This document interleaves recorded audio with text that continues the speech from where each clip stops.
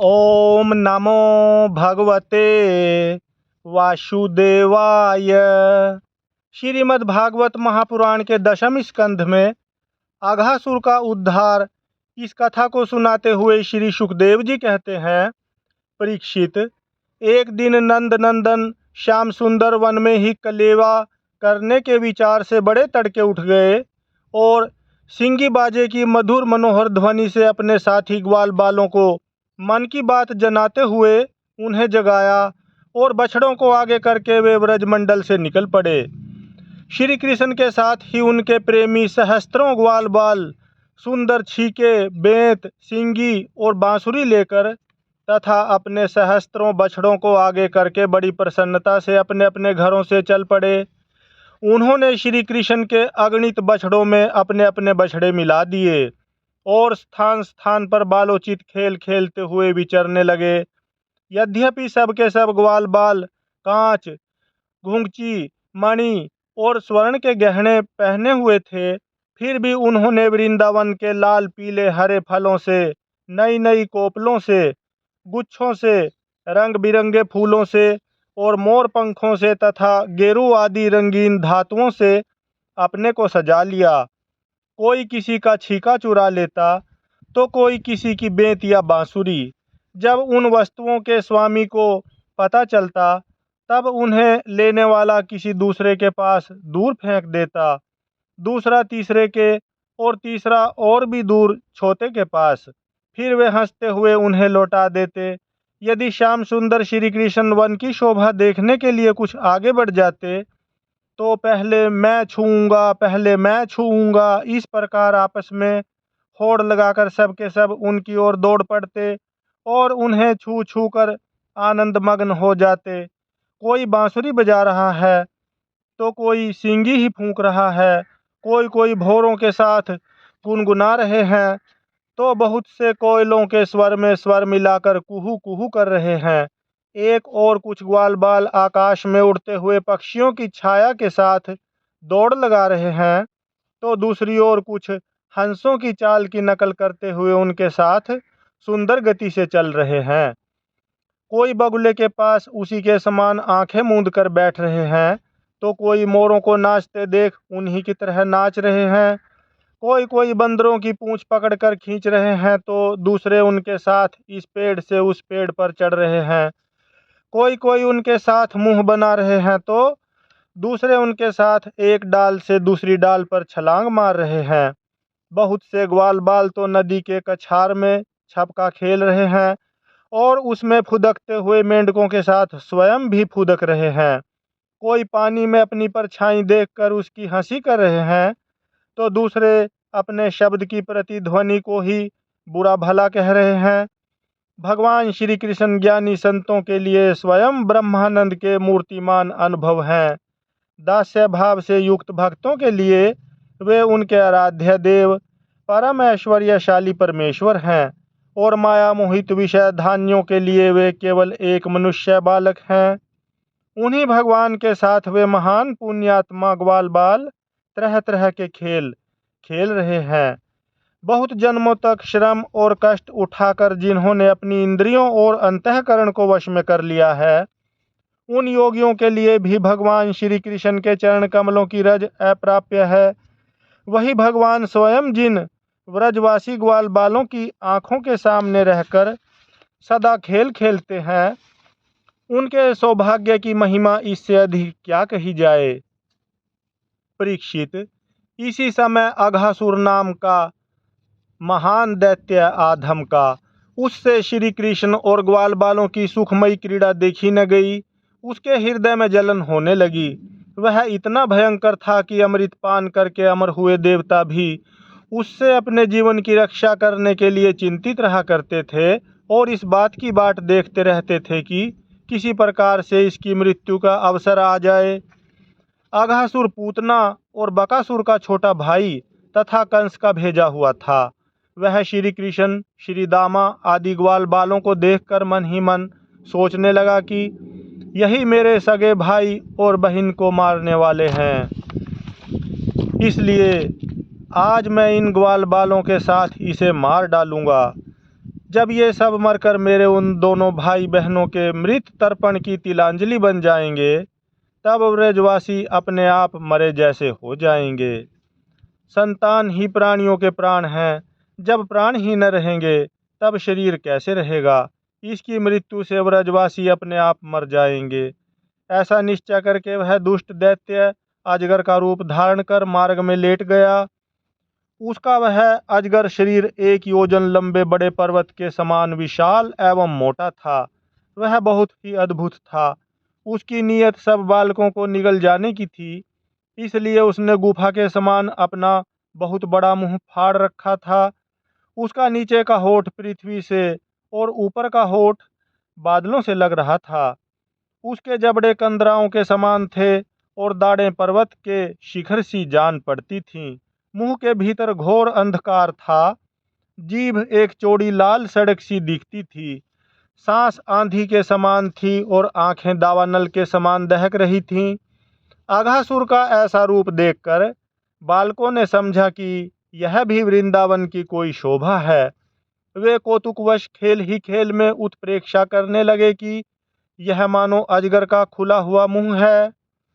कोई कहता, मित्रों भला बतलाओ तो, यह जो हमारे सामने कोई जीव सा बैठा है, यह हमें निगलने के लिए खुले हुए किसी अजगर के मुंह जैसा नहीं है। दूसरे ने कहा, सचमुच सूर्य की किरणें पड़ने से ये जो बादल लाल लाल हो गए हैं, वे ऐसे मालूम होते हैं मानो ठीक ठीक इसका ऊपरी होठ ही हो। और उन्हीं बादलों की परछाई से यह जो नीचे की भूमि कुछ लाल लाल दिख रही है, वही इसका नीचे का होठ जान पड़ता है। तीसरे ग्वाल वाले ने कहा, हाँ सच तो है, देखो तो सही, क्या ये दाईं और बाईं ओर की गिरी कंदराएं अजगर के जबड़ों की होड़ नहीं करती? और ये ऊंची ऊंची शिखर पंक्तियां तो साफ साफ इसकी दाढ़ें मालूम पड़ती हैं। चौथे ने कहा, अरे भाई, यह लंबी चौड़ी सड़क तो ठीक अजगर की जीभ सरीखी मालूम पड़ती है, और इन गिरी श्रृंगों के बीच का अंधकार तो उसके मुंह के भीतरी भाग को भी मात करता है। किसी दूसरे ग्वाल बाल ने कहा, देखो देखो, ऐसा जान पड़ता है कि कहीं इधर जंगलों में आग लगी है, इसी से यह गर्म और तीखी हवा आ रही है। परंतु अजगर की सांस के साथ इसका क्या ही मेल बैठ गया है, और उसी आग से जले हुए प्राणियों की दुर्गंध ऐसी जान पड़ती है मानो अजगर के पेट में मरे हुए जीवों के मांस की ही दुर्गंध हो। तब उन्हीं में से एक ने कहा, यदि हम लोग इसके मुंह में घुस जाएं तो क्या यह हमें निगल जाएगा? अजी, यह क्या निगलेगा? कहीं ऐसा करने की ढिठाई की तो एक क्षण में यह भी बकासुर के समान नष्ट हो जाएगा। हमारा यह कन्हैया इसको छोड़ेगा थोड़ी ही। इस प्रकार कहते हुए वे ग्वाल बाल बकासुर को मारने वाले श्री कृष्ण का सुंदर मुख देखते और ताली पीट पीट कर हंसते हुए अघासुर के मुंह में घुस गए। उन अनजान बच्चों की आपस में की हुई भ्रमपूर्ण बातें सुनकर भगवान श्री कृष्ण ने सोचा कि अरे, इन्हें तो सच्चा सर्फ भी झूठा प्रतीत होता है। परीक्षित, भगवान श्री कृष्ण जान गए कि यह राक्षस है। भला उनसे क्या छिपा रहता, वे तो समस्त प्राणियों के हृदय में ही निवास करते हैं। अब उन्होंने यह निश्चय किया कि अपने सखा ग्वाल बालों को उसके मुंह में जाने से बचा लें। भगवान इस प्रकार सोच ही रहे थे कि सब के सब ग्वाल बाल बछड़ों के साथ उस असुर के पेट में चले गए, परंतु अघासुर ने अभी उन्हें निगला नहीं। इसका कारण यह था कि अघासुर अपने भाई बकासुर और बहन पूतना के वध की याद करके इस बात की बाट देख रहा था कि उनको मारने वाले श्री कृष्ण मुंह में आ जाएं, तब सबको एक साथ ही निगल जाऊं। भगवान श्री कृष्ण सबको अभय देने वाले हैं। जब उन्होंने देखा कि ये बेचारे ग्वाल बाल, जिनका एकमात्र रक्षक मैं ही हूँ, मेरे हाथ से निकल गए और जैसे कोई तिनका उड़कर आग में गिर पड़े, वैसे ही अपने आप मृत्यु रूप अघासुर की जठराग्नि के ग्रास बन गए। तब दैव की इस विचित्र लीला पर भगवान को बड़ा विस्मय हुआ और उनका हृदय दया से द्रवित हो गया। वे सोचने लगे कि अब मुझे क्या करना चाहिए। ऐसा कौन सा उपाय है जिससे इस दुष्ट की मृत्यु भी हो जाए और इन संत स्वभाव भोले भाले बालकों की हत्या भी न हो? ये दोनों काम कैसे हो सकते हैं? परीक्षित, भगवान श्री कृष्ण भूत भविष्य वर्तमान सबको प्रत्यक्ष देखते रहते हैं। उनके लिए यह उपाय जानना कोई कठिन न था। वे अपना कर्तव्य निश्चय करके स्वयं उसके मुंह में घुस गए। उस समय बादलों में छिपे हुए देवता भयवश हाय हाय पुकार उठे और अघासुर के हितैषी कंस आदि राक्षस हर्ष प्रकट करने लगे। अघासुर बछड़ों और ग्वाल बालों के सहित भगवान श्री कृष्ण को अपनी दाढ़ों से चबाकर चूर चूर कर डालना चाहता था, परंतु उसी समय अविनाशी श्री कृष्ण ने देवताओं की हाय हाय सुनकर उसके गले में अपने शरीर को बड़ी फुर्ती से बढ़ा लिया।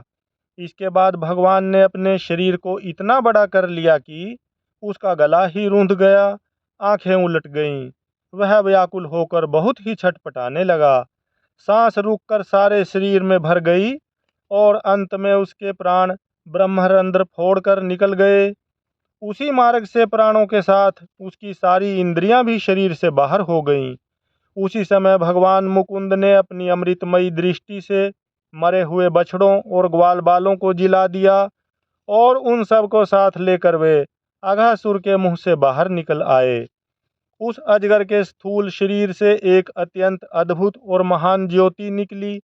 उस समय उस ज्योति के प्रकाश से 10 दिशाएं प्रज्वलित हो उठीं। वह थोड़ी देर तक तो आकाश में स्थित होकर भगवान के निकलने की प्रतीक्षा करती रही। जब वे बाहर निकल आए तब वह सब देवताओं के देखते देखते उन्हीं में समा गई। उस समय देवताओं ने फूल बरसाकर, अप्सराओं ने नाचकर, गंधर्वों ने गाकर, विद्याधरों ने बाजे बजाकर, ब्राह्मणों ने स्तुति पाठ कर और पार्षदों ने जय जयकार के नारे लगाकर बड़े आनंद से भगवान श्री कृष्ण का अभिनंदन किया, क्योंकि भगवान श्री कृष्ण ने अघासुर को मारकर उन सब का बहुत बड़ा काम किया था। उन अद्भुत स्तुतियों, सुंदर बाजों, मंगलमय गीतों, जय जयकार और आनंदोत्सवों की मंगल ध्वनि ब्रह्मलोक के पास पहुंच गई। जब ब्रह्मा जी ने वह ध्वनि सुनी तब वे बहुत ही शीघ्र अपने वाहन पर चढ़कर वहां आए और भगवान श्री कृष्ण की यह महिमा देखकर आश्चर्यचकित हो गए। परीक्षित, जब वृंदावन में अजगर का वह चाम सूख गया तब वह ब्रजवासियों के लिए बहुत दिनों तक खेलने की एक अद्भुत गुफा सी बना रहा। यह जो भगवान ने अपने ग्वाल बालों को मृत्यु के मुख से बचाया था और अघासुर को मोक्ष दान किया था, वह लीला भगवान ने अपने कुमार अवस्था में अर्थात 5वें वर्ष में ही की थी। ग्वाल बालों ने उसे उसी समय देखा भी था, परंतु पौगंड अवस्था अर्थात 6ठे वर्ष में अत्यंत आश्चर्यचकित होकर व्रज में उसका वर्णन किया।